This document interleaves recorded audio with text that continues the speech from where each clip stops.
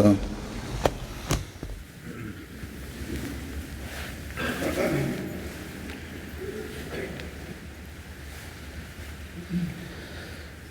الله أكبر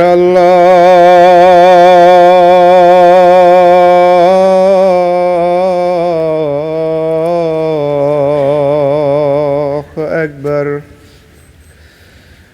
الله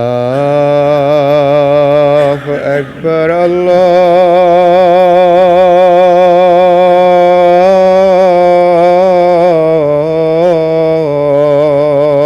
الله أكبر.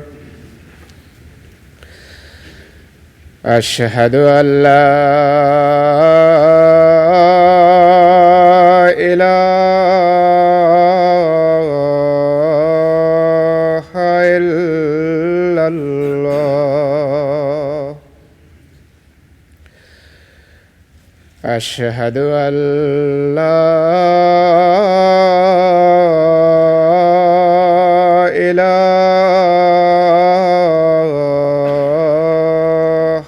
إلا الله. أشهد أن محمدًا رسول الله.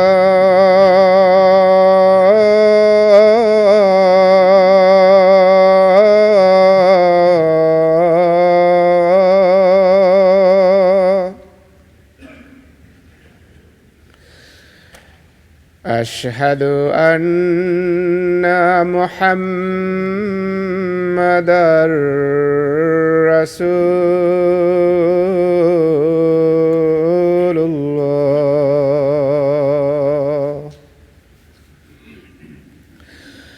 حي على الصلاة.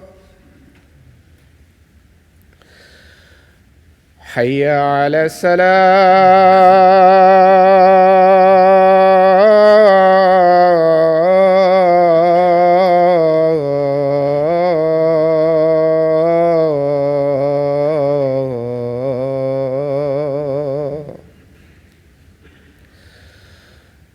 حي على الفلاح.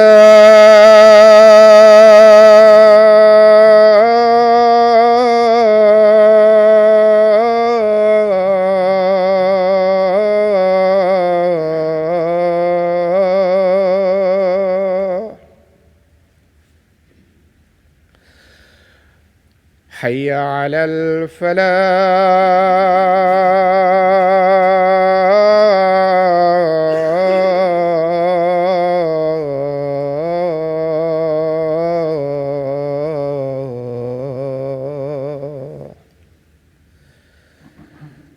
الله أكبر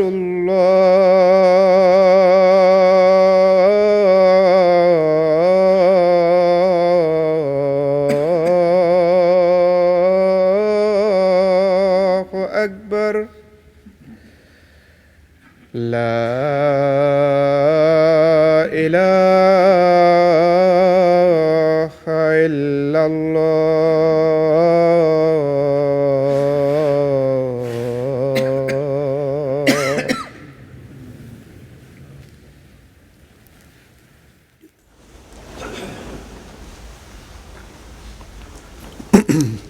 السلام عليكم ورحمة الله.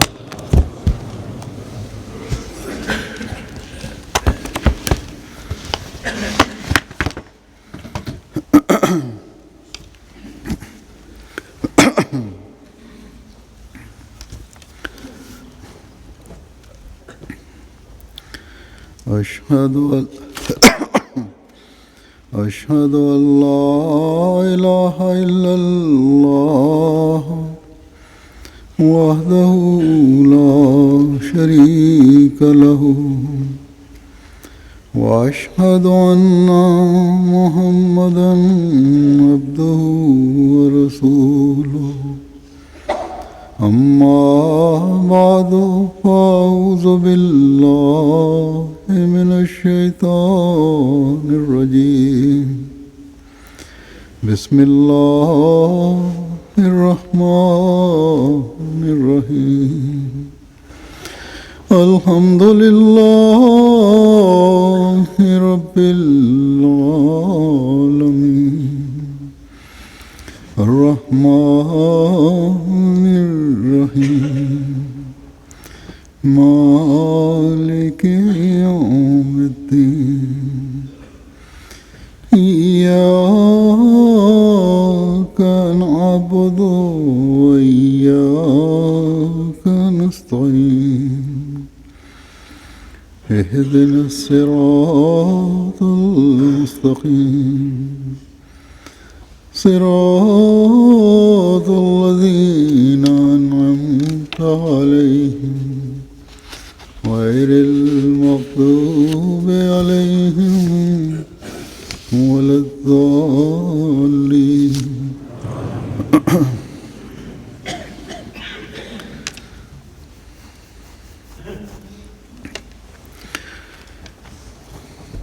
جب میں صحابہ حضرت مسیح موعود علیہ الصلوۃ والسلام کے واقعات اور روایات بیان کرتا ہوں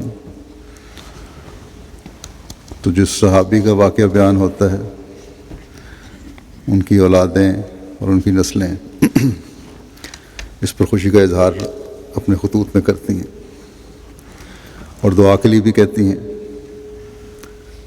کہ دعا کریں کہ ہم اور ہماری آئندہ نسلیں اس اعزاز کی حفاظت کرنے والے ہوں جو ہمیں ہمارے دادا پردادا یا پڑنانا دادی پردادی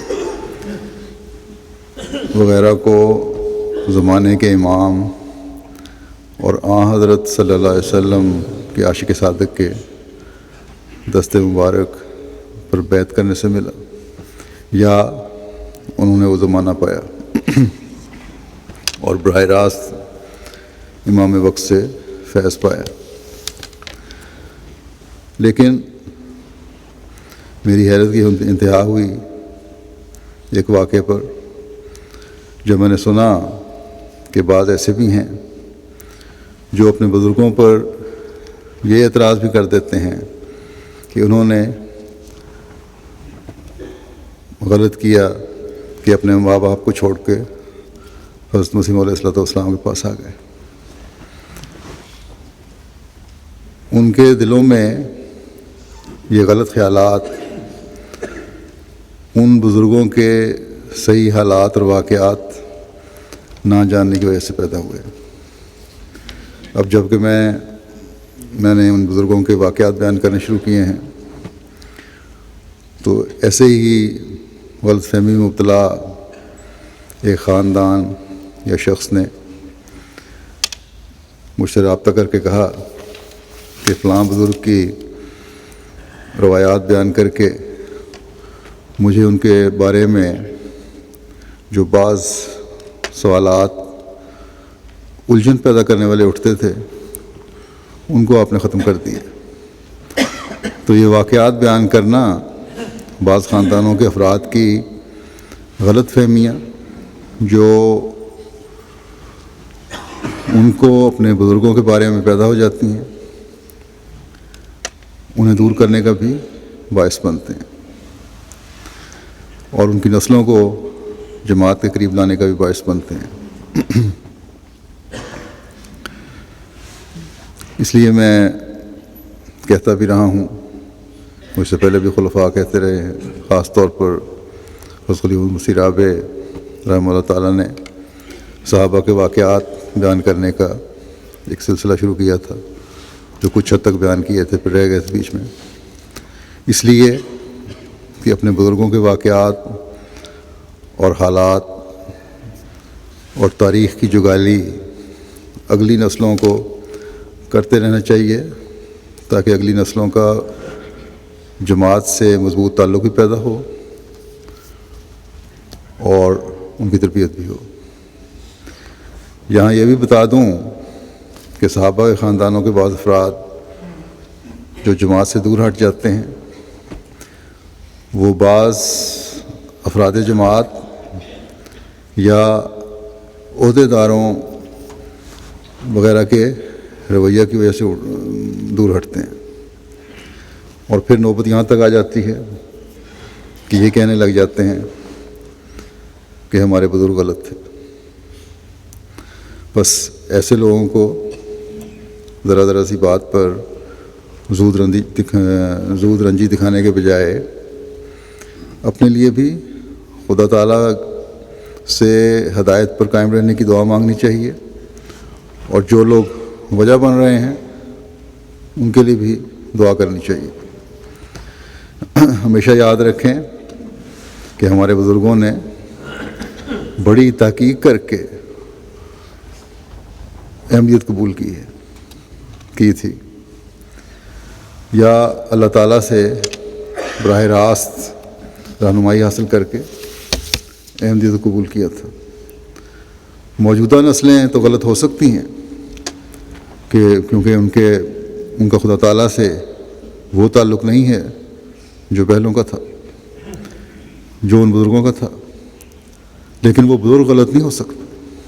ہمیشہ یاد رکھیں، انصاف کا تقاضا یہ ہے کہ خالی و ذہن ہو کر اللہ تعالیٰ سے دعا کریں کہ اللہ تعالیٰ ہمیشہ سیدھے راستے پر چلائے، اور کبھی کوئی ایسا موقع پیدا نہ ہو جو انہیں یا ہم میں سے کسی کو بھی دین سے دور لے جانے والا ہو، اللہ تعالیٰ کی رضا سے دور لے جانے والا ہو۔ ایسے لوگ اگر خود یہ جائزے لیں تو انہیں پتہ چلے گا کہ یہ چھوٹی چھوٹی باتیں ہیں جن کو ان کی انانیت یا ناسمجھی نے دین کے مقابل پر کھڑا کر کے دین سے دور کر دیا ہے۔ بس صحابہ کی اولاد میں سے ایسے جو کسی بھی وجہ سے دین سے دور ہو گئے ہیں یا جماعتی نظام سے دور ہو گئے ہیں، جن کے ذاتی تصورات اور خیالات ان پر حاوی ہو گئے ہیں، انانیت ان پر حاوی ہو گئی ہے، انہیں چاہیے کہ اپنے لیے ہمیشہ راہ راست پر چلنے کے لیے دعائیں کریں، اپنے بزرگوں کے احسانوں کو یاد کریں، جس میں سے سب سے بڑا احسان حضرت مسیح موعود علیہ الصلوۃ والسلام کو مان کر ہمارے خون میں اس فیض کو جاری کرنا ہے۔ اللہ کرے کہ صحابہ کی اولادیں ہمیشہ دین پر قائم رہنے والی ہوں اور ان کے لیے دعا کرنے والی ہوں، نہ کہ کسی بھی قسم کا اعتراض ان کے دل میں پیدا ہو۔ آج میں اس چھوٹی سی تمہید کے بعد پھر صحابہ کے واقعات بیان کروں گا۔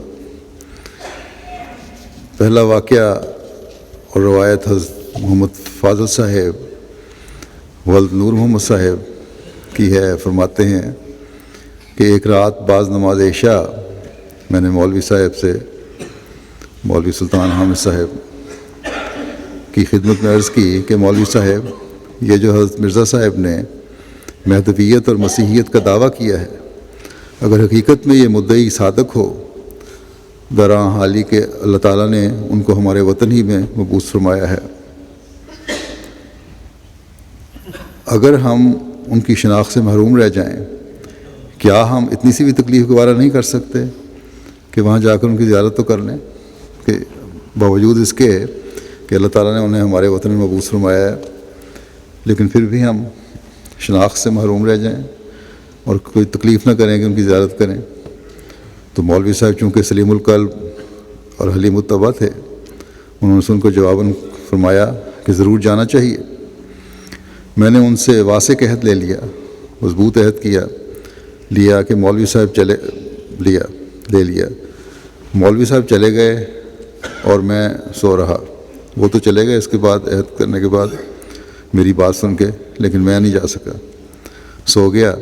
کہتے ہیں میں نے جہاں اس مجلس سے اٹھ کے چلے گئے مولوی صاحب، اور اس کے بعد کہتے ہیں میں سو گیا۔ کہتے ہیں اس وقت میں نے خواب میں دیکھا کہ ایک بڑا خوشنما مکان ہے جس کے غالباً 4 دروازے ہیں اور اس کا رخ جنوب کی طرف ہے، اور اس کی شرقی طرف ایک میدان ہے جس میں ایک بڑا مجمع معززین کا جو سفید پوش اور فلکی صفات معلوم ہوتے ہیں حلقہ باندھ کر بیٹھے ہیں۔ ان کی تعداد تقریباً 61 سے تجاوز ہوگی۔ ان کے درمیان میں بیٹھا ہوں۔ دفتن اس مکان کے شرقی دروازے سے ایک نورانی شکل، سفید ریش اور سفید دستار، بشروں کی چمک ابھی تک میری آنکھوں کے سامنے ہے، باہر نکلے اور اس جماعت کی طرف رخ کیا ہے، تو اس جماعت کے درمیان میں کھڑا ہوا ہوں۔ تو اس نورانی وجود نے میری طرف انگشت شہادت کا اشارہ کر کے فرمایا کہ اللہ تعالیٰ نے تیرے سارے گناہ بخش دیے ہیں۔ مان میرے دل میں ڈالا گیا کہ آپ حضرت صلی اللہ علیہ وسلم ہیں، یعنی وہ بزرگ۔ کہتے ہیں اس میں میری زبان پر درود شریف جاری ہو گیا اور میں بیدار ہو گیا، اور میرے دل میں اس قدر سرور پیدا ہوا کہ پھر مجھے نیند نہ آئی۔ میں نے اٹھ کر نماز تہجد پڑھ لی اور دل میں یہ کہا کہ کس وقت صبح ہو اور میں مولوی صاحب کو یہ خواب سناؤں۔ صبح کو جب مولوی صاحب تشریف لائے تو فراغت نماز کے بعد میں نے ان کو یہ خواب سنایا، تو انہوں نے سن کر فرمایا کہ تو بڑا خوش قسمت ہے۔ حضرت شیخ اصغر علی صاحب بیان کرتے ہیں کہ حضرت اقدس علیہ الصلوۃ والسلام فرمایا کرتے تھے کہ تبلیغ کے سلسلے میں لوگوں کو اس طرف توجہ دلانا بہت مفید ہوتا ہے کہ نماز عشاء کے بعد سونے سے پہلے تازہ وضو کر کے 2 نفل پڑھے جاویں اور ان میں دعا کی جاوے کہ اے ہمارے مولا، اگر یہ سلسلہ سچا ہے تو ہم پر حقیقت ظاہر ہے۔ کہتے ہیں کہ میں مشرقی افریقہ سن 1900 میں ملازمت پر جاتے ہوئے اپنے ایک پرانے دوست مسمہ نیک محمد صاحب ساکن سرائے عالمگیر ضلع گجرات کو اپنے ملازم کی حیثیت سے ساتھ لے گیا تھا۔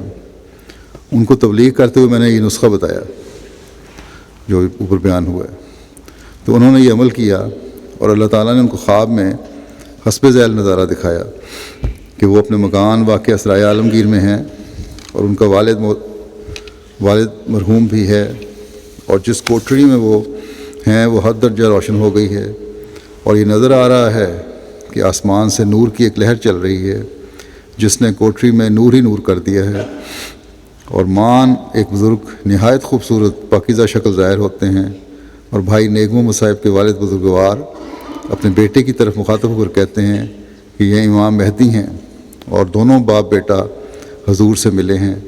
ایسے خوشکن نظارے کے بعد ان کی نیند کھلی اور دن چڑھے انہوں نے مجھے حال بتایا اور ان کی بیعت کے واسطے خط لکھنے کے واسطے کہا۔ چنانچہ میں نے ان کی بیعت کا خط لکھا۔ خدا تعالیٰ کے فضل سے ان کا سارا خاندان احمدی ہے۔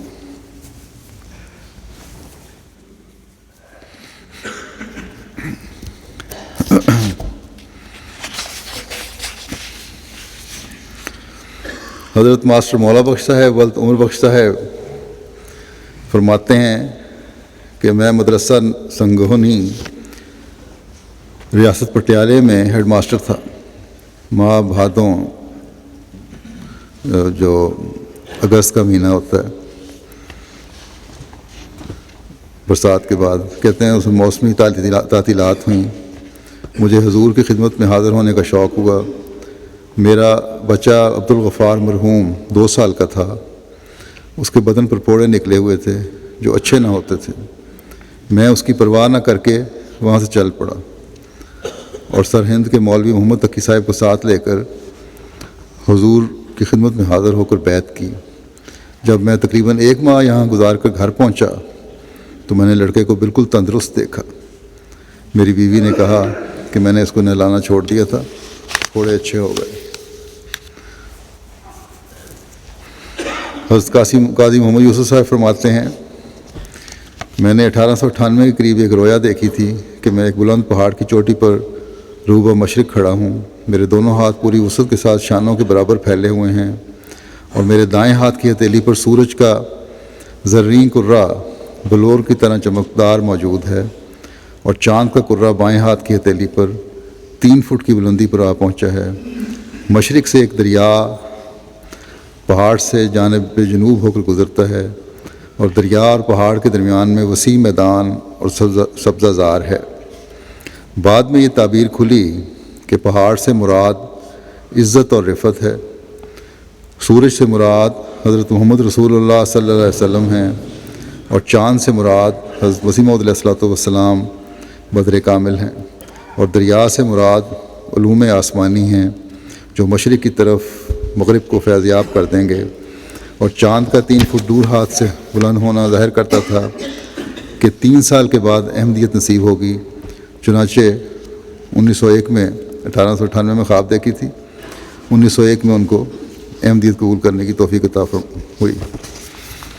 حضرت شیخ محمد افضل صاحب سابق انسپکٹر پولیس پٹیالہ فرماتے ہیں کہ سن 1900 میں گرمی کا مہینہ تھا کہ یہ خادم مار ڈاکٹر حشمت اللہ صاحب کے قادیان ارادہ بیت گیا۔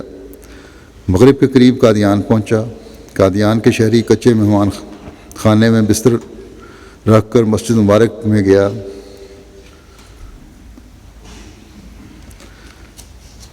قادیان کے کچے مہمان خانے میں بستر رکھ کر مسجد مبارک میں گیا۔ حضرت مرزا صاحب نماز مغرب کے لیے اندرون خانہ تشریف لائے۔ چونکہ کچھ اندھیرا ہو گیا تھا، بہت فربہ معلوم ہوئے، کیونکہ خادم شہری آب و ہوا میں پرورش پایا ہے۔ شیطان نے دل میں ڈالا، موٹا کیوں نہ ہو۔ یہ نعوذ باللہ خیالات حضرت مسیح علیہ السلام کے بارے میں ان کو آئے کہ اندھیرے کی وجہ سے صحیح طرح نظر نہیں آیا۔ شیطان نے دل میں ڈالا کہ موٹے کیوں نہ ہوں، لوگوں کا ماس خوب کھاتے ہیں۔ پھر اندر سے بہت سی عورتوں کی بولنے کی آوازیں آئیں۔ پھر دل میں وسوسہ پیدا ہوا، شیطان نے ڈالا کہ اس کی نیک چلنی کا کیا پتہ ہے۔ نفس کے ساتھ سخت جدوجہد ہوئی کہ تمام بدن پسینہ پسینہ ہو گیا۔ نفس نئے سے نئے پلید خیالات لاتا تھا حضرت مسیح علیہ السلام کے بارے میں۔ میں نماز میں دعا کرتا رہا کہ اے خدا، اگر یہ شخص سچا ہے تو میں اس کے دروازے سے نامراد اور ناکام واپس نہ جاؤں، مگر دل کی کوئی اصلاح نہ ہوئی۔ نماز کے بعد مہمان خانے میں واپس آ گیا اور فیصلہ کیا کہ ایسے حالات میں بیعت کرنا درست نہیں ہے۔ یہ یاد نہیں کہ عشاء کی نماز پڑھی یا نہیں، اور پڑھی تو کہاں پڑھی، مغموم حالت میں سو گیا۔ رات کے 2 یا 3 بجے کا وقت ہوگا کہ ایک شخص نے مجھ کو گلے سے پکڑ کر چارپائی سے کھڑا کر لیا، یعنی خواب میں یہ نظارہ دیکھ رہے ہیں، اور اس زور سے میرا گلا دبایا کہ جان نکلنے کے قریب ہو گئی، اور کہا تو نہیں جانتا کہ مرزا کون شخص ہے؟ یہ وہ شخص ہے جس نے کبھی جھوٹ نہیں بولا اور اپنے دعوے میں بالکل صادق ہے۔ خبردار اگر کچھ اور خیال کیا، اور مجھ کو چارپائی پر دے مارا۔ اور ایسی خواب تھی دہشت والی، کہتے ہیں خوفزدہ ہو کے میری آنکھ کھل گئی۔ اس وقت میری آنکھوں میں آنسو تھے اور گلا سخت درد کر رہا تھا جیسے فی الواقعہ کسی نے دبایا ہو، حالانکہ یہ سب خوابی کیفیت تھی۔ دل سے دریافت کیا کہ اب بھی مرزا صاحب کی صداقت میں کوئی شبہ ہے؟ دل نے کہا بالکل نہیں۔ صبح کو مرزا صاحب کو دیکھا تو معلوم ہوا کہ وہ تو کوئی فرشتہ آسمان سے اترا ہے اور معمولی بدن کا انسان ہے، اور اس کی ہر حرکت پر جان قربان کرنے کو طبیعت چاہتی تھی۔ جب حضور علیہ السلام سامنے آ جاتے تھے بے اختیار رونا آ جاتا تھا، اور گویا حضور معشوق تھے اور یہ ناچیز عاشق۔ بڑی خوشی سے بیعت کی، اور خدا نے شیطان کے پنجے سے چھڑا کر مسیح کے دروازے پر زبردستی لا ڈالا، ورنہ میرے بگڑنے میں کیا کسر باقی رہی تھی۔ حضرت قائم الدین صاحب بیان کرتے ہیں کہ میں نے خواب میں دیکھا کہ میں اپنے گاؤں کی مسجد سے نماز پڑھ کر اٹھا ہوں تو لوگ کہہ رہے ہیں کہ ارے بھائی، ایک ایسی آفت آئی ہے کہ وہ تمام دنیا کو چٹ کر جائے گی۔ میں بھی سن کر محسوس کر رہا ہوں کہ یہ تمام ہم لوگوں کو کھا جائے گی۔ سیاہ رنگ کی لکڑی سی ہے جو کہ تمام کھیتوں میں نظر آ رہی ہے۔ میں لوگوں کو کہتا ہوں کہ بھائی، یہ تو ہم کو ضرور کھایا جائے گی، کچھ خدا کو تو یاد کر لو۔ اسی وقت ایک دو نے میرے دائیں ہاتھ کی انگلی پکڑ لی تو مجھے فکر ہوا کہ مجھے یہ نہیں چھوڑے گی، یعنی ان آفتوں میں سے۔ تو میں نے اس کیڑے سے پوچھا کہ کیا تم خدا کی طرف سے آئے ہو؟ اس کو کیڑے نے پکڑ لی انگلی۔ اس نے کہا ہاں۔ میں نے کہا کیا مرزا صاحب سچے ہیں یا نہیں؟ اس نے کہا وہ سچے ہیں، اگر تو مرزا صاحب کو نہیں مانے گا تو ہم تمہیں ضرور کھائیں گے، کیونکہ وہ صادق ہیں۔ بار بار 3 دفعہ آواز آئی کہ مرزا صاحب سچے ہیں۔ پھر آنکھ کھل گئی۔ وہ پھر کہتے ہیں کہ صبح اٹھ کر میں نے اپنی اماں سے پوچھا کہ جمعہ کب ہے؟ انہوں نے کہا پرسوں۔ چنانچہ جمعے کے دن جا کر حضرت صاحب کی میں نے بیعت کر لی۔ حضرت اللہ رکھا صاحب یہاں امیر بخش صاحب فرماتے ہیں، یہ دونوں صحابی تھے، کہ میں نے حضرت مسیح علیہ السلام کو خواب میں دیکھا۔ تصدیق خواب کے لیے میں ماں مولوی احمد دین صاحب مرحوم ساکن ناروال قادیان آئے۔ گرمی کے دن تھے، مہینہ یاد نہیں۔ مسجد مبارک میں نماز صبح کے بعد حضرت مسیح موعود تشریف فرما ہوئے۔ مولوی احمد دین مرحوم ساکن ناروال نے اپنی ایک سہ حرفی، جس میں حضرت محمد صلی اللہ علیہ وسلم کے دعوی مبارک کے متعلق اور اس زمانے کے لوگوں کی شرارتوں کے متعلق ذکر تھا، حضرت مسیح موعود علیہ السلام کے حضور پڑھی، جس میں مولوی صاحب مذکور نے ذکر کیا کہ حضرت ابوبکر صدیق جناب رسول اللہ صلی اللہ علیہ وسلم کو اپنی پیٹھ پر اٹھا کر غار ثور میں لے گئے۔ حضرت مسیح موعود علیہ السلام نے فرمایا کہ مولوی صاحب رسول کریم صلی اللہ علیہ وسلم کو حضرت ابوبکر صدیق رضی اللہ تعالیٰ عنہ اٹھا کر نہیں لے گئے تھے، بلکہ رسول کریم صلی اللہ علیہ وسلم حضرت ابوبکر صدیق کے ساتھ چل کر غار میں داخل ہوئے تھے۔ بعد اس کے حضرت صاحب نے ان کی کاپی چھپانے کی اجازت دی اور اندر تشریف لے گئے۔ حضرت محمد فاضل صاحب رضی اللہ تعالیٰ عنہ بیان کرتے ہیں کہ چونکہ بیعت کے لیے میرے اندر بڑی تڑپ تھی اور ادھر روحانیت حضرت اقدس علیہ السلام نے اس قدر دل میں تغیر پیدا کیا جس کا بیان اظہار سے بالا تر ہے۔ حضرت مخدوم الملت کی خدمت میں میں نے عرض کی کہ میری بیعت کے لیے عرض کریں، یعنی مختلف وابل کے لیے کو کہا۔ چنانچہ ہر شام کی نماز میں حضرت مخدوم الملت میری بیعت کے لیے عرض کرتے، اور یعنی خلیفہ اول کو کہتے تھے کہ حضرت مسیح علیہ السلام کی خدمت میں عرض کریں، اور حضور علیہ السلام فرماتے کہ کل اس پر میرے شوق کی آگ و مستاق وعدہ، فارسی کا شعر پڑھتے ہیں کہ وصل چوں شود نزدیک آتش شوق تیز تر گردد، یعنی جب محبوب سے ملنے کا وقت نزدیک آ جائے تو آتش شوق جو ہے وہ بھڑکتی جاتی ہے۔ کہتے ہیں آخر ہفتے کے بعد میری طبیعت نے فیصلہ کیا کہ بیعت تو خواب میں بھی کر چکا ہوں، وہاں سے بغیر رخصت کے روانہ ہو گیا۔ جب کچھ دن بیعت نہیں ہوئی تو میں نے کہا بیعت تو میں خواب میں کر چکا ہوں، تو حضرت مسیح علیہ السلام سے پوچھے بغیر میں واپس آ گیا اپنے گھر، اپنے شہر۔ کہتے ہیں جب یہاں گھر پہنچا تو پھر بے قراری اور اضطراب بڑھ گیا۔ پھر 1 ماہ کے بعد قادیان شریف روانہ ہو پڑا۔ جب میں حضرت خلیفۃ المسیح اول کے مطب میں داخل ہوا تو آپ نے میری طرف مسکرا کر دیکھا اور مسکراتے ہوئے فرمایا کہ جو امام وقت کی بغیر اجازت کے جاتا ہے اس کے ساتھ یہی سلوک ہوتا ہے۔ غرض میں نے اس وقت سمجھا کہ بغیر اجازت امام الوقت جانا مناسب نہیں۔ پھر حضرت صاحب کو ملا، پھر میں نے بیعت کے لیے اصرار نہ کیا۔ دل میں برودت اور تسکین پیدا ہوتی گئی۔ آخر 22 روز کے بعد شام کی نماز کے بعد جمعرات تھی، حضور نے خود فرمایا کہ محمد فاضل بیعت کر لو۔ میں نے بیعت کی اور یہ 1899 کا آخر یا سن 1900 کا ابتدا تھا۔ حضرت میاں غلام محمد صاحب افندہ بیان کرتے ہیں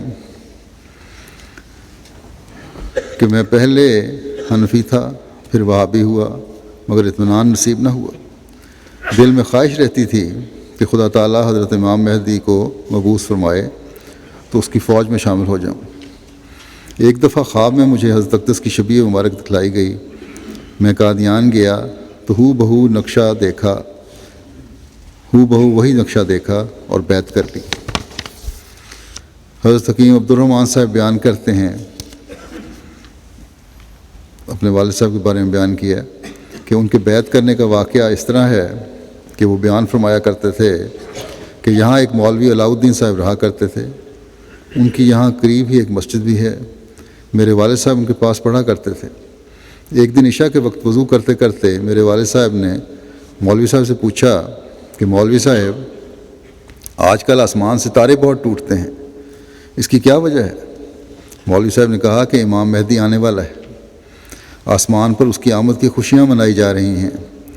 والد صاحب فرمایا کرتے تھے کہ چند دن کے بعد میں نے حضرت اقدس کا ذکر سنا اور قادیان جا کر بیعت کر لی۔ واپس آ کر مولوی صاحب کو بھی کہا کہ میں نے تو بیعت کر لی ہے، آپ کا کیا خیال ہے؟ مگر وہ خاموش ہو گئے۔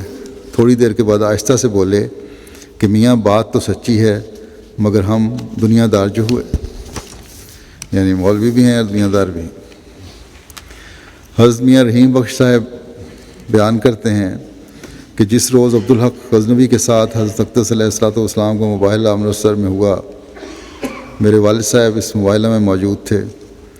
وہ بیان فرمایا کرتے تھے کہ جس وقت حضرت صاحب نے دعا مانگی، حضرت مولانا نور الدین صاحب کو غشی آ گئی اور وہ برداشت نہ کر سکے، یعنی بہت رکت سے اور شدت سے دعا کی انہوں نے بھی، اس کی وجہ سے حالت خراب ہو گئی۔ تو والد صاحب کہتے ہیں کہ حضرت صاحب کو دیکھ کر میرے دل نے گواہی دی کہ یہ زمینی شخص نہیں بلکہ آسمانی ہے۔ چنانچہ وہ جب یہاں چونڈے میں آئے تو انہوں نے آ کر اپنے قبیلے میں اس سلسلے کا تذکرہ کیا اور کہا کہ وہ تو کوئی عجیب ہی سلسلہ ہے، فرشتے لوگ ہیں۔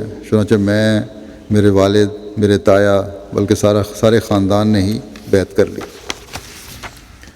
حضرت چودھری رحمت خان صاحب بیان کرتے ہیں کہ میری بیعت کا واقعہ اس طرح ہے کہ خواب میں گھر سے نکلا تو باہر حضرت مسیح موعود علیہ الصلوۃ والسلام وما چودھری مولا بخش بھٹی، چودھری غلام حسین، مولوی رحیم بخش، مولوی شمس الدین، مولوی الف الدین، مولوی عنایت اللہ، رحمت خان جٹ وغیرہ کے ساتھ کھڑے تھے اور اس وقت بازار سے آئے تھے۔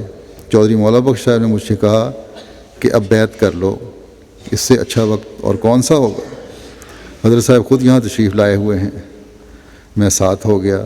یہ ساری پارٹی پہلے چودھری مولا بخش کے کنویں پر گئی، پھر ہمارے کنویں پر، وہاں حضرت صاحب نے نماز پڑھائی۔ نماز پڑھنے کے بعد میں بیدار ہو گیا۔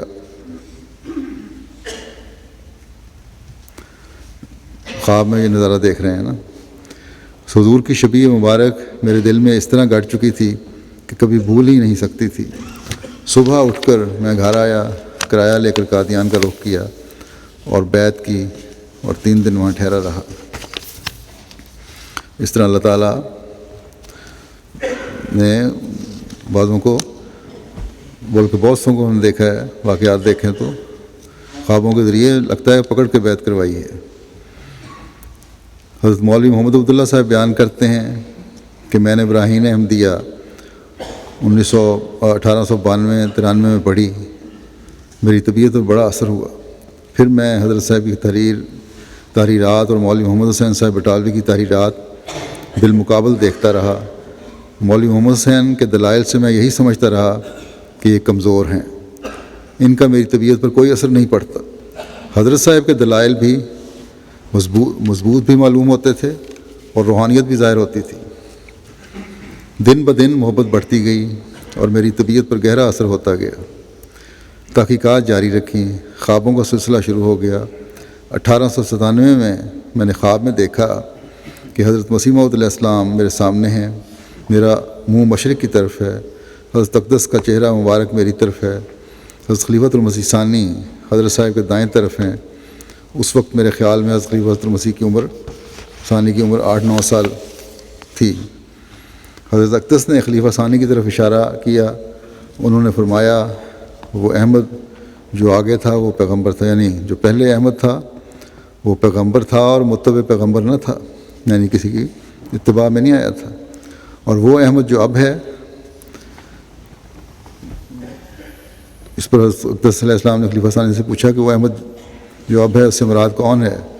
تو انہوں نے اشارہ کے ساتھ ہی سمجھایا کہ اس سے مراد آپ ہیں، متبع پیغمبر ہے، یعنی یہ احمد جو ہے وہ اتباع میں آیا ہے پہلے احمد کی۔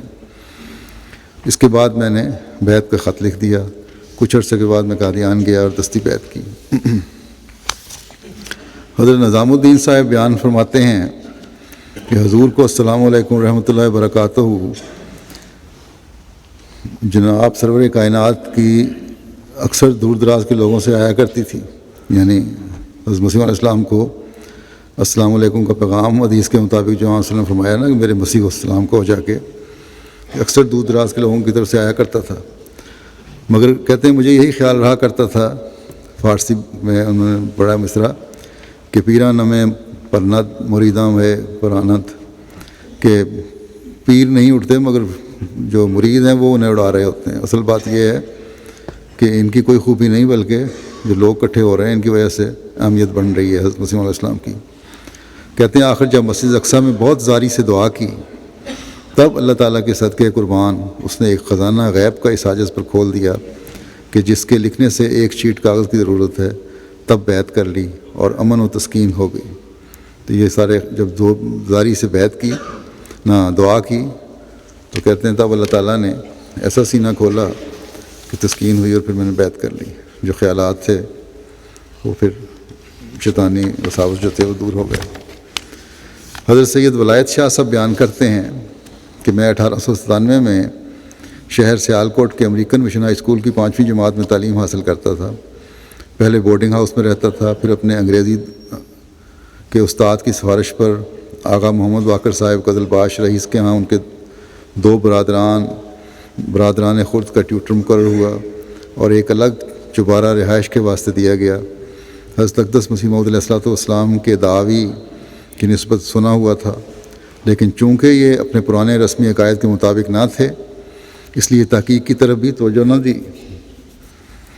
علاوہ ازیں عوام کچھ ایسے غلط پیرائے میں حضرت اقدس کی تعلیم پیش کرتے تھے کہ دل میں نفرت پیدا ہو گئی تھی ان کو سننے سے بھی۔ کچھ دنوں کے بعد شہر میں طاعون کی وبا پھوٹ پڑی اور کثرت سے لوگ مرنے لگے۔ ایک دن نیچے بازار میں دیکھا تو کئی جنازے اور ارتھیاں گزر رہی تھیں اور ان کے لواحقین ماتم کرتے جا رہے تھے۔ اس عبرتناک نظارے سے مجھے خیال آیا کہ یہ ایک متعدی بیماری ہے، ممکن ہے کہ مجھ پر بھی حملہ کر دے، اور اگر خدا نخواستہ موت آ جائے تو مجھ جیسا نالائق انسان خداوند تعالیٰ کی بارگاہ میں کون سے نیک اعمال پیش کرے گا؟ پھر اعمال حسنہ تو ایک طرف رہے، چھوٹی سی عمر میں اپنے گاؤں کی مسجد میں پڑھا ہوا قرآن کریم بس سبب تلاوت نہ جاری رکھنے کے بھول چکا ہے۔ یعنی نیکیاں تو لہذا رہیں، جو بچپن میں قرآن شریف پڑھا تھا وہ بھی بھول گیا کیونکہ اس کے بعد کوئی پڑھا نہیں۔ کہتے ہیں کہ یہ درست ہے کہ میں اپنی کلاس میں اول ہوں، لیکن عقبہ میں یہ تو نہیں پوچھا جائے گا کہ تم نے انگریزی اور حساب وغیرہ میں کتنے نمبر حاصل کیے۔ اس خیال سے اتنی ندامت محسوس ہوئی کہ دل میں مصمم ارادہ کر لیا کہ قرآن شریف کو اثر نو کسی نہ کسی سے ضرور صحیح طور پر پڑھوں گا۔ پہلے خود قرآن کریم کو کھول کر پڑھا، لیکن یقین نہ آیا کہ آیا میں بالکل صحیح پڑھ رہا ہوں یا غلط ہے۔ اس کے بعد سوچا کہ کسی مسجد کے ملا سے پڑھوں، لیکن ساتھ ہی یہ اندیشہ پیدا ہوا کہ وہ کہے گا کہ تم اتنے بڑے ہو گئے ہو، قرآن شریف بھی پڑھنا نہیں جانتے۔ آخر کار یہ ترکیب سوچی کہ اگر کہیں کلام اللہ کا درس دیا جاتا ہے تو وہاں جا کر میں بھی بیٹھ کر قرأت سنتا رہوں اور صحیح قرأت کے علاوہ ترجمہ بھی سیکھ جاؤں۔ ادھر ادھر سے دریافت کرنے پر معلوم ہوا کہ سوائے احمدیہ مسجد کے اور کہیں درس نہیں ہوتا۔ میں نے دل میں کہا کہ خیر قرآن کریم سن لیا کروں گا، ان کے عقائد اور تعلیم کے بارے میں بالکل توجہ نہیں دوں گا۔ جب میں جانے لگا تو آغا صاحب نے روکا اور کہنے لگے کہ اگر تم وہاں گئے تو ضرور مرزائی ہو جاؤ گے۔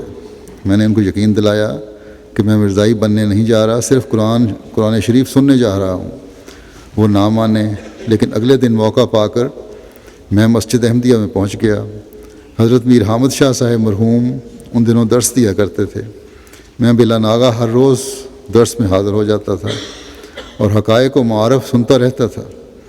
جب کبھی حضرت مولوی عبدالکریم صاحب مرحوم قادیان سے آ کر درس دیتے تو ان کے روب کی وجہ سے ہمارے غیر احمدی استاد بھی درس میں حاضر ہو جاتے تھے۔ گو مجھے خاص طور پر بھی تبلیغ نہیں کی گئی، لیکن قرآن کریم کے درس کے دوران میں ہی میرے سب شکوک رفع ہو گئے اور معلوم ہو گیا کہ سلسلہ احمدیہ پر سب الزامات بے بنیاد ہیں، ان میں ذرا بھی صداقت نہیں۔ آخر میں نے حضرت اقدس کی خدمت میں بیعت کا خط لکھ دیا۔ چند دنوں کے بعد منظوری کا جواب آ گیا اور میں خوش قسمتی سے احمدیت کی آغوش میں آ گیا۔ میں تحدیث نعمت کے طور پر عرض کر دینا چاہتا ہوں کہ خداوند تعالیٰ نے مجھے شریف خاندان میں پیدا کیا، ڈاکٹری ایسا شریف پیشہ سیکھنے کی توفیق دی، میری اکثر دعائیں قبول فرمائیں، سب مرادیں پوری کیں، رزق دیا، اولاد دی، اور سب سے بڑھ کر جو نعمت عطا ہوئی وہ نبی آخر الزمان حضرت مسیح موعود علیہ الصلوۃ والسلام کی شناخت تھی، جس سے احمدی بننے کا فخر حاصل ہوا۔ آغا صاحب کی بات سچی نکلی کہ انہوں نے کہا تھا نا کہ مرزائی ہو جاؤ گے، کہتے ہیں لیکن اللہ تعالیٰ کا شکر ہے کہ میں سیدھے رستے پر پڑ گیا۔ یہ چند واقعات تھے جو میں نے بیان کیے۔ اس وقت میں یہ بات بھی کہنا چاہوں گا کہ جوں جوں جماعت ترقی کی منازل طے کر رہی ہے، حاسدوں کی اور مفسدین کی سرگرمیاں بھی تیز ہوتی چلی جا رہی ہیں، اور وہ مختلف طریقوں سے جماعت کو نقصان پہنچانے کے درپے ہیں۔ بعض دفعہ چھپ کر حملے کرتے ہیں، بعض دفعہ ظاہری حملے کرتے ہیں، بعض دفعہ ہمدرد بن کر وار کرنے کی کوشش کرتے ہیں۔ اس لیے ہر احمدی کو دشمن کے ہر قسم کے شر سے بچنے کے لیے بہت دعائیں کرنے کی ضرورت ہے۔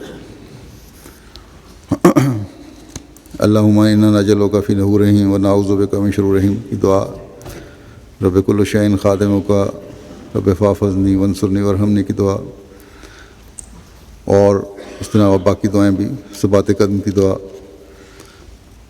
ربنا افرغ علینا صبرا وثبت اقدامنا وانصرنا علی القوم الکافرین۔ یہ ساری دعائیں اور درود شریف بھی میں نے کہا تھا، اس کو بہت زیادہ پڑھنے کی ضرورت ہے تاکہ ہم دشمن کے ہر قسم کے شر سے محفوظ رہیں۔ گزشتہ دنوں اسی طرح کسی فتنہ پرداز نے فیس بک پر ایک طرف حضرت بابا نانک کی تصویر بنا کر ڈالی اور ساتھ ہی دوسری طرف حضرت مسیح موعود علیہ الصلوۃ والسلام کی تصویر، اور پھر نہایت گندی اور غلیظ سوچ کا اظہار کرتے ہوئے حضرت بابا نانک کے متعلق انتہائی غلط اور گندے الفاظ استعمال کیے اور تصویر کے اوپر لکھے، اور ساتھ اس پر کانٹا بھی مارا ہوا تھا، اور حضرت مسیح موعود علیہ الصلوۃ والسلام کے متعلق تعریفی کلمات لکھ کر پھر مقابلہ بھی کیا کہ یہ اصل ہے اور فلاں ہے فلاں ہے۔ مقصد اور نیت اس فعل سے یقیناً اس کی بدتی اور فتنہ فساد پیدا کرنا تھا۔ حضرت مسیح موعود علیہ السلام کی تعریف اور مقام بتانا مقصود نہیں تھا اس کا، بلکہ سکھ حضرات کے جذبات بھڑکانا تھا۔ اور پھر سے بھی بڑا ظلم ایک وہاں کے اخبار نے کیا کہ اس طرح اس نے بھی شائع کر دیا، جس پر قادیان اور ارد گرد کے علاقوں کے سکھوں میں بڑا اشتعال پیدا ہوا۔ بہرحال یہ اللہ تعالیٰ کا فضل ہوا کہ ان کے لیڈروں نے عقل اور انصاف سے کام لیتے ہوئے ان لوگوں کے جذبات کو ٹھنڈا کیا کہ احمدی ایسی حرکت نہیں کر سکتے۔ یہ یقیناً کسی شرارتی اور بد فطرت عنصر نے ہمیں لڑانے کے لیے ایسا کیا۔ مجھے بھی بعض سکھ خاندانوں کے سربراہوں کے خطوط آئے قادیان سے کہ ہمیں یقین ہے کہ کسی نے یہ شرارت کی ہے اور جماعت احمدیہ کی طرف سے منسوب کی گئی ہے، یعنی اظہار ایسا لگتا ہے جس طرح کسی احمدی نے لکھا ہے، جماعت نے شائع کروایا یہ اعلان، کیونکہ جماعت کبھی ایسی بےہودہ حرکت نہیں کر سکتی۔ بہرحال ان لوگوں نے بھی، ان کی مختلف تنظیموں نے بھی حکومت سے مطالبہ کیا ہے، اور جماعت نے بھی حکومت سے مطالبہ کیا ہے کہ اس کی تحقیق کروائی جائے اور مجرم کو سخت سزا دی جائے۔ جماعت احمدیہ کا تو ہمیشہ یہ موقف رہا ہے کہ کبھی کسی کے جذبات سے نہ کھیلا جائے، اور مذہبی رہنما تو ایک طرف، ہم تو قرآن تعلیم کے مطابق دوسروں کے بتوں کو بھی برا نہ کہو کی تعلیم پر عمل کرنے والے ہیں۔ اور پھر حضرت بابا نانک کا مقام اور عزت و احترام جو جماعت احمدیہ کے لٹریچر میں ہے، جس کے بارے میں کھل کر حضرت مسیح موعود علیہ الصلوۃ والسلام نے تعریفی کلمات کہے ہوئے ہیں، ان کے بارے میں تو کوئی حقیقی احمدی سوچ بھی نہیں سکتا کہ ایسے گھٹیا اور گندے کلمات ان کے بارے میں کہے جائیں۔ حضرت مسیح موعود علیہ الصلوۃ والسلام نے حضرت بابا نانک صاحب کے بارے میں فرمایا ایک جگہ کہ ایسے وقت میں خدا تعالیٰ نے بابا صاحب کو حق اور حق طلبی کی روح عطا کی، جبکہ پنجاب میں روحانیت کم ہو چکی تھی۔ اس سے ثابت ہوتا ہے کہ وہ بلا شبہ ان عارفوں میں سے تھے جو اندر ہی اندر ذات یکتا کی طرف کھینچے جاتے ہیں۔ پھر ایک جگہ آپ نے فرمایا کہ ہر یک مومن متقی پر فرض ہے کہ ان کو یعنی حضرت بابا نانک کو عزت کی نگاہ سے دیکھے اور پاک جماعت کے رشتے میں ان کو شامل سمجھے۔ پھر فرمایا کہ ہم کو اقرار کرنا چاہیے کہ بابا صاحب نے اس سچی روشنی پھیلانے میں جس کے لیے ہم خدمت میں لگے ہوئے ہیں وہ مدد کی ہے کہ اگر ہم اس کا شکر نہ کریں تو بلا شبہ ناسپاس ٹھہریں گے۔ بس حضرت مسیح موعود علیہ السلام نے اپنے کام اور حضرت بابا نانک صاحب کے کام کو ایک طرح کا قرار دیا ہے۔ بس بدبخت ہے وہ جو حضرت بابا نانک کے خلاف غلط الفاظ استعمال کرے۔ پھر آپ فرماتے ہیں ایک جگہ کہ ہمارا انصاف ہمیں اس بات کے لیے مجبور کرتا ہے کہ ہم اقرار کریں کہ بے شک بابا نانک صاحب ان مقبول بندوں میں سے تھے جن کو خدا تعالیٰ نے اپنے ہاتھ سے نور کی طرف کھینچا ہے۔ پھر آپ فرماتے ہیں میں سکھ صاحبوں سے اس بات میں اتفاق رکھتا ہوں کہ بابا نانک صاحب در حقیقت خدا تعالیٰ کے مقبول بندوں میں سے تھے۔ پھر آپ فرماتے ہیں اور یہ اعلان جماعت کی طرف سے شائع بھی ہوا ہے کہ بابا نانک صاحب در حقیقت خدا کے مقبول بندوں میں سے تھے اور ان لوگوں میں سے تھے جن پر الہی برکتیں نازل ہوتی ہیں اور خدا تعالیٰ کے ہاتھ سے صاف کیے جاتے ہیں۔ میں ان لوگوں کو شریر اور کمینہ سمجھتا ہوں جو ایسے بابرکت لوگوں کو توہین اور ناپاکی کے الفاظ سے یاد کریں۔ راجہ رام چندر جی مہاراج اور کرشن جی مہاراج سارے خدا تعالیٰ کی طرف سے بھیجے گئے مقدس وجود ہیں۔ بس یہ اعلان جس نے بھی شائع کیا ہے، وہ تصویر جس نے بنائی، شرارت اور فساد پھیلانے کی غرض سے کیا سب کچھ۔ وہاں قادیان کی انتظامیہ نے اس کی پرزور تردید اخباروں میں شائع کروائی ہے، اور حقیقت بھی یہی ہے جیسا کہ حضرت مسیح علیہ السلام کے اقتباسات سے ظاہر ہوتا ہے کہ ہمارے نزدیک حضرت بابا نانک کا مقام بہت بلند ہے اور ہم انہیں بڑی عزت و احترام کی نظر سے دیکھتے ہیں۔ اللہ تعالیٰ کے ہر قسم کے فساد اور شر سے قادیان کے احمدیوں کو بھی اور اس کے ماحول کو بھی محفوظ رکھے اور دشمن اپنی شرارتوں میں ناکام و نامراد ہوں۔ اس وقت میں بعض فوت شدگان کا بھی ذکر کروں گا اور ان کے جنازے بھی نماز جمعہ کے بعد پڑھاؤں گا۔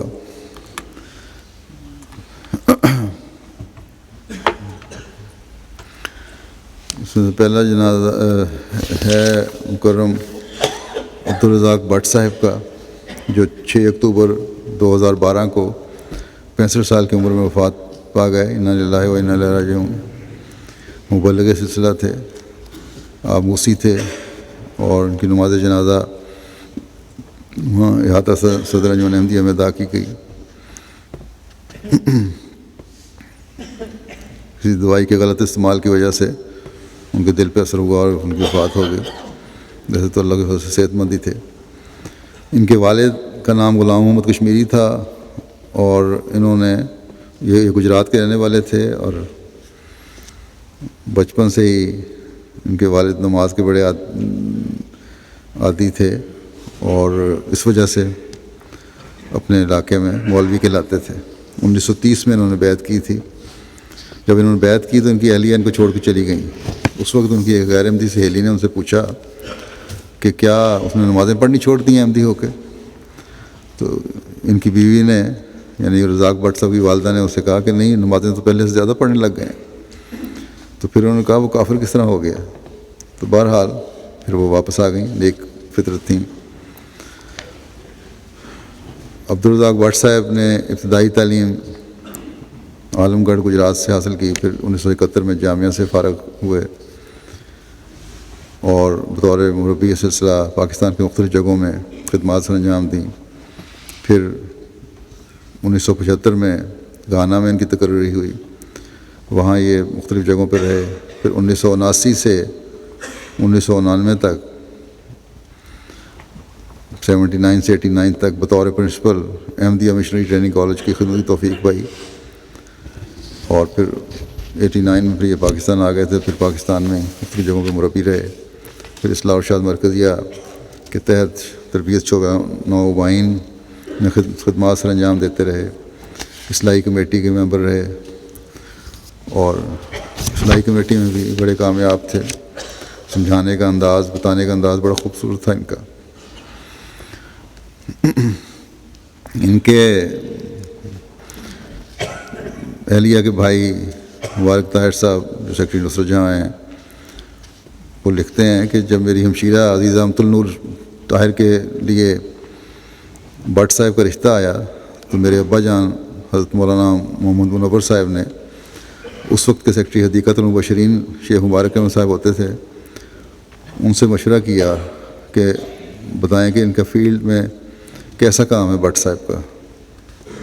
تو شیخ صاحب نے بتایا کہ اچھا کام کر رہے ہیں، ان کی رپورٹس خوشکن ہیں اور تسلی بخش ہیں. بس اسی رپورٹ پر کہتے ہیں ابا جان نے اس رشتہ کا فیصلہ کر لیا.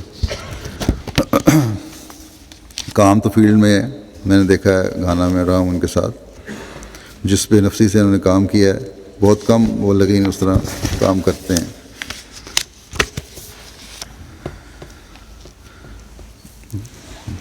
بیوی بچوں سے بڑے دوستانہ تعلق تھا ان کا.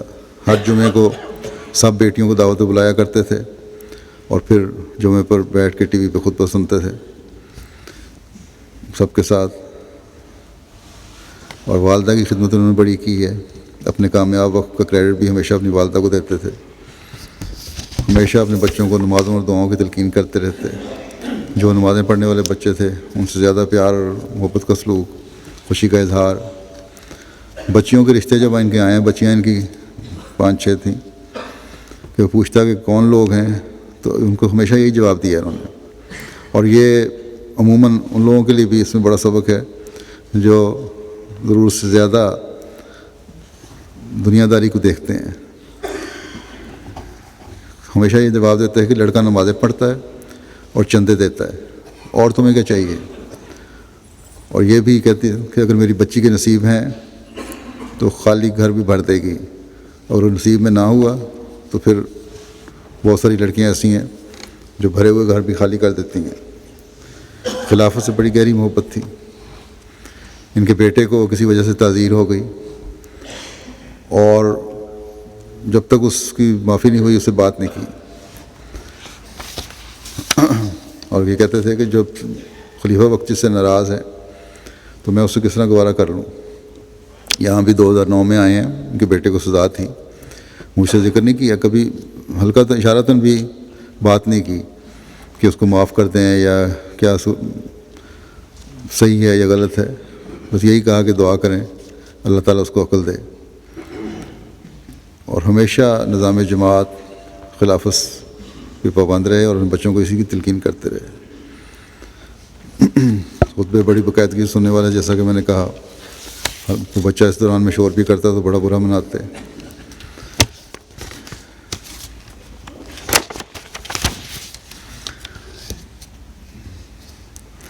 بیماری کی حالت میں بھی عموماً چھٹی نہیں لیا کرتے تھے.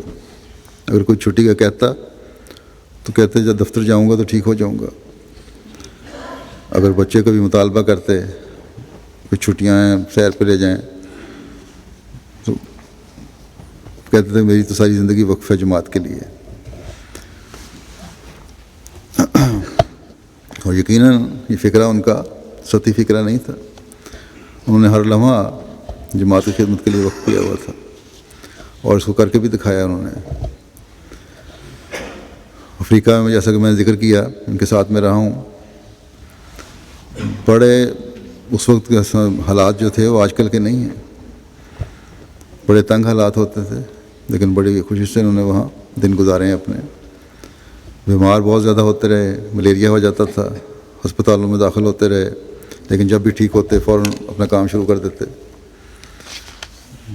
اور وہاں بھی لوگوں میں بھی محبت اور پیار کی وجہ سے ان کے لوگ بہت قائل تھے.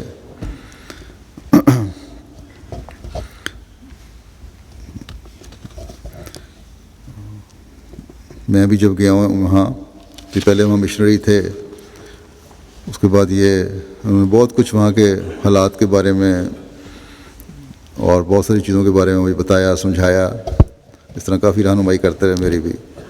اللہ تعالیٰ ان سے پیار اور مغفرت کا سلوک فرمائے، ان پر رحمتیں اور برکتیں نازل فرمائے، اپنے پیاروں میں ان کو جگہ دے، ان کی اہلیہ اور بچوں کو بھی صبر اور حوصلہ اور ہمت عطا فرمائے. ایک بیٹی ان کی مربی سلسلہ ہیں سیرا لیون میں، ان کی اہلیہ ہیں، وہ جنازے میں شامل نہیں ہو سکیں. اللہ تعالیٰ ان سب سے ان کو صبر اور ہمت اور حوصلہ عطا فرمائے. دوسرا جنازہ اس وقت میں پڑھوں گا جو مکرمہ ڈاکٹر فہمیدہ منیر صاحبہ کا ہے. 75 سال کی عمر میں 8 اکتوبر 2012 کو کینیڈا میں وفات پائی. انا للہ و انا الیہ راجعون. 1964 میں انہوں نے فاطمہ جناح میڈیکل کالج لاہور سے MBBS کیا. ہاؤس جاب کرنے کے بعد ترقی کے کافی مواقع تھے، مگر فضل عمر ہسپتال ربا میں گائنی کے شعبہ میں ڈاکٹر کی ضرورت تھی، اس لیے وہاں چلی گئیں اور 1965 سے فضل عمر ہسپتال جوائن کر لیا. بڑی لمبا ان کا خدمت کا عرصہ ہے، اور ان کی خدمات کے قصے پڑھنے لگو تو پورا ایک خطبہ شاہ چاہیے ہوگا، بلکہ اس سے بھی زیادہ. 1964 میں H S N hospital Lahore میں ہاؤس جاب کر رہی تھیں کہ اس دوران انگلینڈ میں جاب کے لیے درخواست دی، جس پر ان کو امپلائمنٹ واچر مل گیا.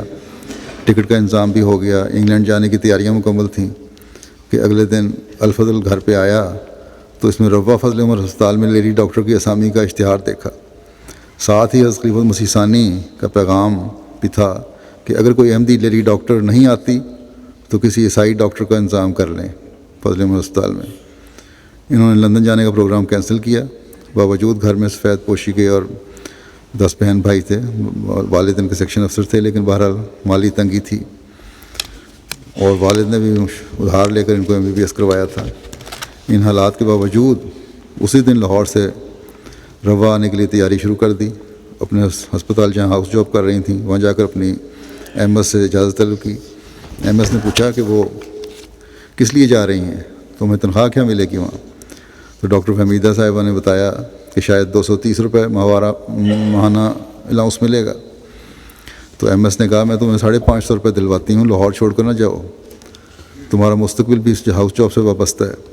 اگر انہوں نے یہ آفر بھی منظور نہ کی اور کہا کہ میں پیسوں کی خاطر نہیں جا رہی، میرے پاس تو انگلینڈ کا امپلائمنٹ واچر بھی موجود ہے، ٹکٹ کا انتظام بھی ہے اور وہاں داخلہ بھی ہو چکا ہے، مگر میں یہ سب کچھ چھوڑ کر روا جا رہی ہوں. اس پر MS نے جواب دیا کہ آپ بہت عظیم عورت ہیں، اپنی جماعت کی خاطر اپنا مستقبل داؤ پر لگا دیا. MS نے ان کو بھی اپنی بہترین ہاؤس جاب اسسٹنٹ کا سرٹیفکیٹ دیا اور یوں 1964 میں وہ روا آ گئیں اور 1984 تک فضل عمر ہسپتال میں بطور لیڈی ڈاکٹر کے خدمت کی توفیق پائی. روا میں اس زمانے میں لیڈی ڈاکٹر کوئی نہیں تھی، بلکہ ارد گرد کے علاقوں میں کوئی نہیں تھی، اور بڑا وسیع کیچمنٹ ایریا تھا جس کو انہوں نے اکیلے نے اپنے زمانے میں بھگتایا. رات کو 2 یا 3 بجے سردی یا گرمی کسی بھی وقت کوئی مریض آتا، فوراً بستر چھوڑ کر مریض دیکھنے چلی جاتی. یہ بھی ان کے بارے میں بیان ہوتا ہے کہ ولیمے والے دن سٹیج پر بیٹھی تھیں کہ دلہن بن کے، تو ہسپتال سے کال آ گئی کہ ایمرجنسی آئی ہے. اپنے اسی لباس میں وہاں سے اٹھیں اور سیدھے ہسپتال چلی گئیں، اور مہمانوں نے علیحدہ بعد میں ان کے بغیر ہی بعد میں کھانا کھا لیا. بہرحال یہ قربانی کی روح تھی اور وقت کی روح کے ساتھ انہوں نے اپنا اس خدمت کے عہد کو نبھایا. اللہ تعالیٰ باقی واقفین کو بھی اس نمونے کو قائم رکھنے کی توفیق دے. غریبوں کی بڑی مدد کیا کرتی تھیں، مفت ان کا علاج کر دیتی تھیں. وہاں علاقے میں رواج ہے جھوٹ بول کے اپنی مشکل بیان کر دیتے ہیں لوگ، تو کبھی یہ نہیں کہا کہ تم جھوٹی اور سچی ہو تحقیق کروں گی، جو کسی نے کہا اعتبار کر لیا اور مفت علاج بھی کیا اور ساتھ دوائیاں بھی دے دیں. ان کے میاں کہتے ہیں کہ کئی دفعہ اس طرح ہو کہ وہ رات کو اسپتال میں گزارتی تھیں اور صبح میاں کام پہ جا رہے ہوتے تھے اور وہ اسپتال سے واپس آ رہی ہوتی تھی. اس کے مسیح ثالث نے ان کی مثال دی تھی پردے کی بھی. مجلس شورا میں ایک دفعہ کہ کسی نے پردے میں رہ کر کام کرنا سیکھنا ہے تو ڈاکٹر فہمیدہ سے سیکھیں۔ ڈاکٹر حضرت خلیفہ مسیح رابع نے بھی ان کے متعلق فرمایا کہ بڑی قربانی کرنے والی عورت ہیں اور بہت کم لوگوں کو ایسی سعادت نصیب ہوتی ہے۔ جب انہوں نے ہسپتال جوائن کیا 1964 میں، حضرت خلیفہ مسیح ثانی کو ملنے گئی ہیں تو چھوٹی آپا ام متین صاحبہ وہاں تھیں۔ انہوں نے کہا کہ فضل احمد ہسپتال میں لیڈی ڈاکٹر آ گئی ہے، تو حضرت خلیفہ ثانی فوراً الحمدللہ کہہ کے انہوں نے کہا اور ان کو بڑی دعائیں دیں۔ ایک دفعہ انہوں نے حضرت خلیفہ مسیح ثانی کی خدمت میں ملاقات کے دوران کہا کہ میں اعتکاف بیٹھنا چاہتی ہوں، تو انہوں نے فرمایا کہ میرے مریض دیکھو اور میں تمہارے لیے بہت دعائیں کروں گا، آپ کا اعتکاف یہی ہے۔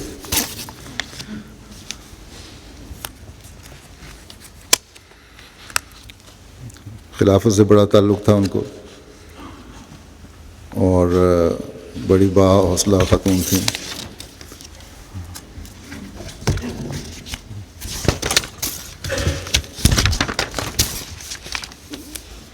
حضرت خلیفہ مسیح رابع کو ان کی شاعری بھی بہت پسند تھی، اور صرف ڈاکٹر نہیں تھیں بلکہ شاعرہ بھی تھیں اور بڑی اچھی شاعرہ تھیں، بے ساخت بھی تھی اور پختگی بھی تھی، دلی جذبات بھی تھے۔ 7 شعری مجموعے ان کے چھپ چکے ہیں۔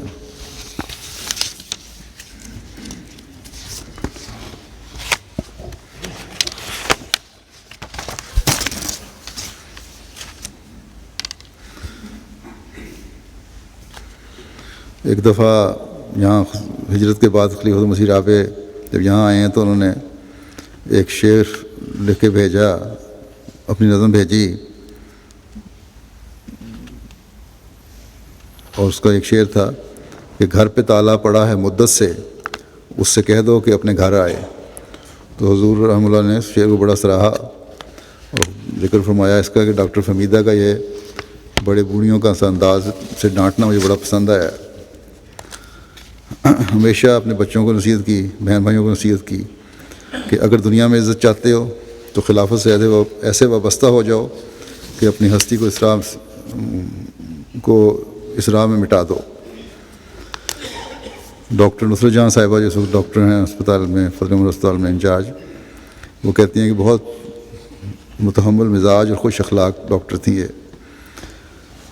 اس وقت نامساعد حالات تھے، سہولتیں بھی موجود نہیں تھیں، لیکن انتہائی لگن اور محنت سے انہوں نے کام کیا۔ اپنے کام میں اعلیٰ درجہ کی مہارت تھی، مریضوں کے ساتھ بہت مروت اور محبت کا سلوک تھا، اور ان کے مریض ان کو آج بھی یاد رکھتے ہیں۔ اس وقت ڈاکٹر نصرت جہاں وہاں ہیں اور وہ بھی اللہ تعالیٰ کے فضل سے بڑے وقت کی روح سے کام کر رہی ہیں۔ اللہ تعالیٰ ان کی بھی عمر و صحت میں برکت ڈالے اور ڈاکٹروں کی جو فضل احمد اسپتال میں کمی ہے اس کو پورا کرے، اور یہ جو چند ڈاکٹر وہاں ہیں ان کے ہاتھ میں شفا بھی عطا فرمائے، ان کو ہمت اور حوصلہ بھی عطا فرمائے۔ یہ ڈاکٹر بھی نصرت جہاں صاحبہ بھی دعاؤں کی محتاج ہیں۔ انہوں نے ایک دفعہ وہاں مقابلہ ہوا، شعروں کا ایک مصرعہ دیا گیا اور نظمیں لکھنے کا مقابلہ تھا، اس میں نام پتہ وغیرہ بھی لکھنا تھا، تو یہ ان کو عادت تھی کہ کافی عاجز تھیں، تو انہوں نے اس کے آخر میں لکھا نام پتے کی جگہ پہ کہ خدمت خلق، لکھنا لکھانا، خانہ داری، دعائے خاتمہ بالخیر۔ یہ صرف الفاظ ہی نہیں ہیں، جیسا کہ میں نے کہا کہ بے نفس خاتون تھیں اور بڑی بے نفس خدمت کی انہوں نے۔ اپنی زندگی کا خلاصہ انہوں نے بیان کیا، اور یقیناً یہ خدمت خلق کرنے والی تھیں اور گھریلو ذمہ داریوں کو نبھانے والی تھیں، آخرت پر نظر رکھنے والی تھیں، بڑی نافع الناس وجود تھیں، اور ان کا خاتمہ بھی میں سمجھتا ہوں خاتمہ بالخیر ہی ہوا ہے، کیونکہ حدیث کے مطابق جب لوگ کسی کی تعریف کریں تو جنت اس پہ واجب ہو جاتی ہے، اور یہ انہی لوگوں میں سے ایک تھی۔ اللہ تعالیٰ مرحومہ کے درجات بلند فرماتا چلا جائے، اور ان کے بچوں کو بھی ان کی نیکیاں اپنانے اور جاری رکھنے کی توفیق عطا فرمائے، ان کے خاوند کو بھی صبر اور ہمت اور حوصلہ عطا فرمائے۔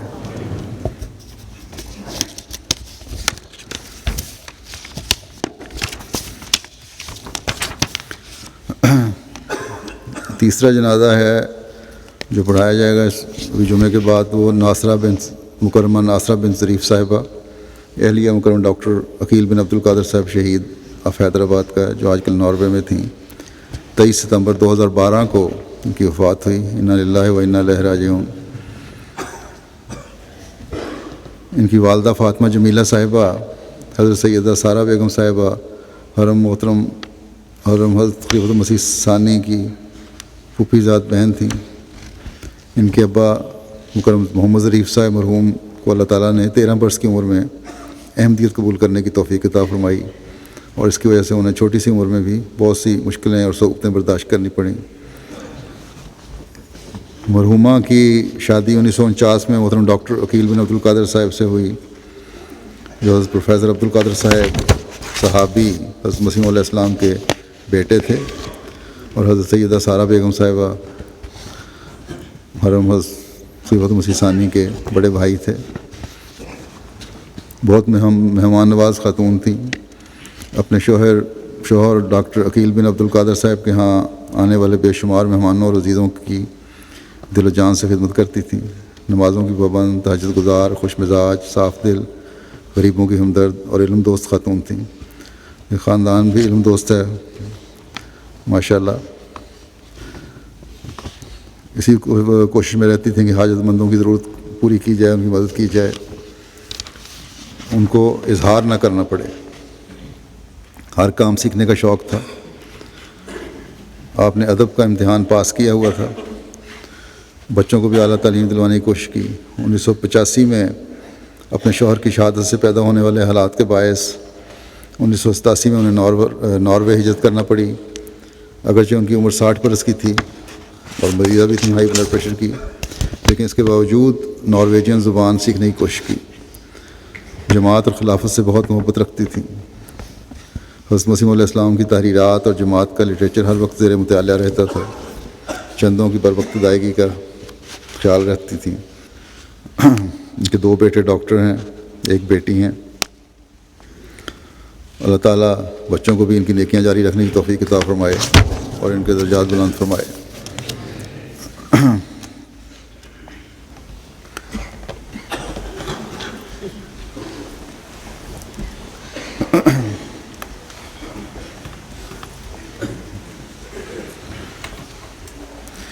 الحمد لله نحمده ونستعينه ونستغفره ونؤمن به ونتوكل عليه ونعوذ بالله من شرور أنفسنا ومن سيئات أعمالنا، من يهده الله فلا مضل له ومن يضلل فلا هادي له، ونشهد أن لا إله إلا الله ونشهد أن محمدا عبده ورسوله۔